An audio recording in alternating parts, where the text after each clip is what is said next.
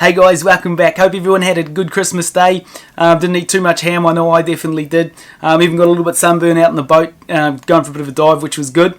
Anyway, today we're going to be talking about A2 Milk and the latest announcement that they made on Christmas Eve, okay? I was going to make a video about this earlier, but I got caught up with Christmas as everyone does. But like I said, I hope everyone had a good Christmas, caught up with their family, didn't eat and drink too much. I'm sure you did, I know I did. Anyway, with that said, big shout out to everyone that jumped in and liked and subscribed to the channel recently. Much appreciated, guys. Helps me going on the channel, keeps me pushing forward and making these videos.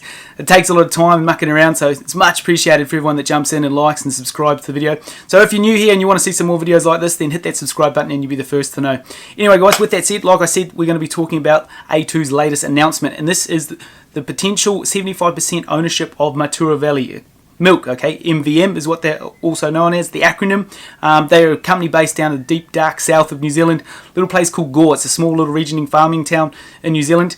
They speak a little bit funny down there. I personally haven't been to Gore. I've spent a fair bit of time down south, but not actually in Gore, because there's not much reason to go there unless you're a keen farmer. But that's where this company is based, and they're looking, like I said, at taking 75% ownership, while still having 25% ownership with another Chinese company, animal husbandry company, which I think will strengthen the strengthen the relationship between both China and New Zealand. But we'll talk about that in a bit. But like I say in every video, guys, everything I talk about today is purely educational, okay?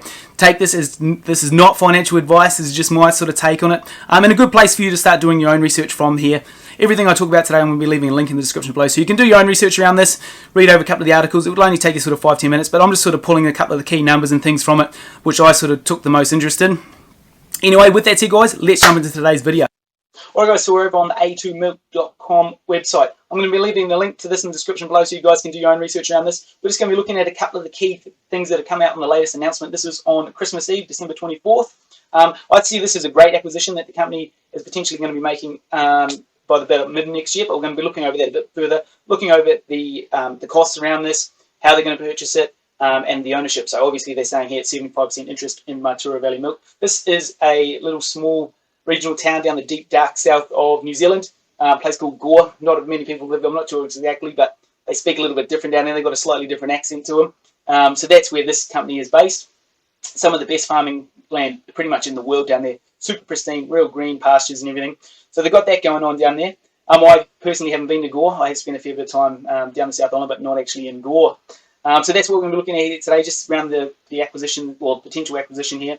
But this has been on the cards for about 3 or 4 months now. I think they released an announcement about this in mid-August. Now it's actually coming into that it's looking like it's really going to come together, which is great. This is broadening their supply and manufacturing base for A2 to keep up with the growing demand for the A2 products. So I see this as a great thing for the company. That's just my take on it, though. So let's have a quick look over some of the numbers around this. So the terms agreed for the strategic acquisition of 75% interest in Mataura Valley Milk is the total cost for this. Remember, this is in New Zealand dollars, not Australian dollars. Sometimes people get mistaken that they think A2 is an Australian company. Just because it's listed on the ASX, it is still a New Zealand company, okay? So it's listed across both the NZX and the ASX. So remember that. Especially, there was a bit of concerns around the trade tensions between China and Australia, whereas I think New Zealand's a little bit exempt from that because they're not getting caught up with, I mean, they may do in the future, but it stands right now. And I see this as strengthening the relationship between China and New Zealand, because so A2 will be a 75% stakeholder within Mataura Valley Milk, and the other 25% will be an animal husbandry group, which is a Chinese company. So they will retain 25% interest in MVM alongside A2. So I see this as strengthening the relationship between the both countries. Anyway, let's have a look at the costs around this, see how much it's going to cost them to take this on. So here it is here, 268.5 million. This is New Zealand dollars, like I said earlier, and that's giving an enterprise value of the total company being 385 million. Okay, this acquisition will be undertaken on a debt-free cash basis and funded from A2M's existing cash reserves. Okay, we're going to have a quick look over the balance sheet just to see how much cash they have on the balance sheet, to see how much this is going to affect the balance sheet, how much cash they're going to have to withdraw in order to take on this company. So let's have a quick look. Let's have a quick look at this article here by the Herald as well. I'll leave a link to this in the description below. It's also a quick, easy read, couple of minutes, and you sort of get the bullet points of it all. We're going to skim back to that in a bit as well. Also, they're planning on expanding with another 120 million as well. So just remember that as well. Let's have a quick look at the balance sheet here. So I'm over on Yahoo Finance here. We're just going to scroll down looking at the A2M. So we're looking at the ASX listed A2M here, not ATM. So we're just going to have a quick look at the balance sheet. So currently this is of 29th of the 6th, 2020 at 854 million on the balance sheet. So the potential cost of that was 268, and then they're going to spend another 120 to develop the site even more. So you're looking at about 388 million, give or take. This could blow out. There'd be acquisition costs and everything around that. But still leaving them sort of just shy of that half bill on the balance sheet with regards to free cash. So, you know, it's not going to affect them too much in that regard. So I see that as a good thing. This is the company here, Mataura Valley Milk. You can see here. I'm going to leave a link to them in the description below. Just goes over basically what their products are and whatnot. So that's a quick overview there.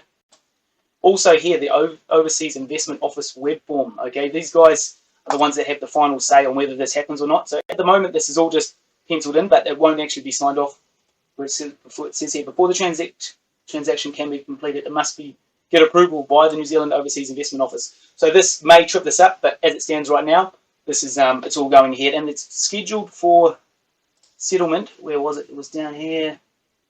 It was scheduled for I think it was the end of May from memory. So here it is. So before the transaction can be completed, the New Zealand Overseas Investment Office will need to approve it. Settlement is expected to occur on May 31st, 2021. Okay, and with this announcement, we've seen a recent little jump up in the share price. So that's where we're currently sitting at the moment. So it's still going to leave them with good cash on the balance sheet. And this is, you know, like I said before, it's broadening their sort of supply and manufacturing base for them, so they're not having to be so reliant on other suppliers to supply their A2 milk products. Especially Synlait, they another company called Synlait. They've been here. It says here, supply relationships that remain in place with Synlait Milk and Fonterra Cooperative. So Synlait Milk are another big milk company in New Zealand, which they've been buying. I think it's about 60% of their milk products. This is their baby powders and all that sort of stuff. So they won't have to be so reliant. They've got a contract currently in place till 2025 with Synlait to be buying a certain amount of their milk products. If you wanted to know a little bit more about Synlait, I highly recommend you go over to the Investor Bros channel and check out one of their videos here. This one here, they have a very good overview on Synlait. Highly recommend these guys. They've got a great channel. They've got some very good, just basic majority New Zealand companies that they haven't sort of ventured off in any other companies yet that I've seen. But definitely a very good overview on Synlait there. So I definitely recommend you check that out, especially if you're an A2 shareholder. They're quite intertwined, these two companies. So definitely head on over and check that one out there. Anyway, guys, we're going to wrap that one up there. If you've got any questions or anything I've covered off, drop them in the comments below, and I would love to get a bit of a conversation in it.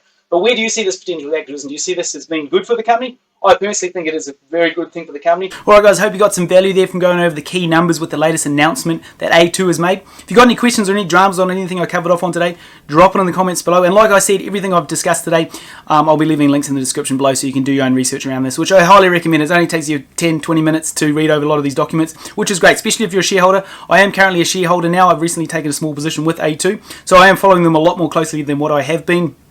I have been doing a lot of research over the last 2 or 3 months, so it's cool to actually finally take a small position with the company. But like I said, this is only my take on it. I definitely see this as being a positive for the company. As you know, it's broadening their supply and manufacturing base for the growing demand for their A2 milk products. So they're not so more being heavily reliant on Synlait and Fonterra, which they've got contracts in place with Synlait till 2025 to buy, I think it's around 60% of their baby milk products, which so they're not just going to cut that, but they still may definitely still be buying products from them to keep up with the demand as well. But this is also just diversifying and keeping things a bit more in-house. But that's just my take on it. Like I said, love to get to know your guys' thoughts on it. And I definitely see this as strengthening the relationship between China and New Zealand as well, which is a good thing. Still has to be signed off by the New Zealand Investment Board there, so that's another little hurdle they'll have to still get over. I can't see why they wouldn't, but you never know, they might trip it up for whatever reason. So that's something that may slow this down, but I hope it doesn't, because I see this as being quite a good thing for the company. And they've got a good cash balance there, good cash reserve on their balance sheet, sorry, to be able to buy this without taking on debt to pay for this. So, you know, they're not going to have to be paying back 300 or 400 million. You know, they've just got that sitting on the balance sheet there, so it's great. Make good use of that cash they have sitting there. Anyway, that's just my take on it. I'd love to get to know your thoughts on it. Drop it in the comments below what you guys think. Is this a good thing for A2? Like I said, I personally think it's a good thing. As like I said, it sort of, they can start controlling the demand for their products, and they're keeping a lot more of it in-house, not being so more reliant on Synlait and Fonterra and these other sort of companies, which they will as well. I still imagine they've got a contract in with Synlait at the moment till 2025 to buy a good chunk of their product, which they may still roll it over for another 5-10 years, who knows, depends on the demand for the A2 milk products. So that's just sort of my take on it. But like I said, if you've got any questions or any dramas or anything I covered off on today, drop it in the comments below. I'd love to get a sort of conversation going on around it all. But with that said, if you enjoyed today's video, guys, it'd be much appreciated if you hit that like button. And if you want to see some more videos like this moving forward, then hit that subscribe button and you'll be the first to know when the next video drops. Alright guys, stay safe out there in the festive season, and we'll catch you in the next video. Cheers guys.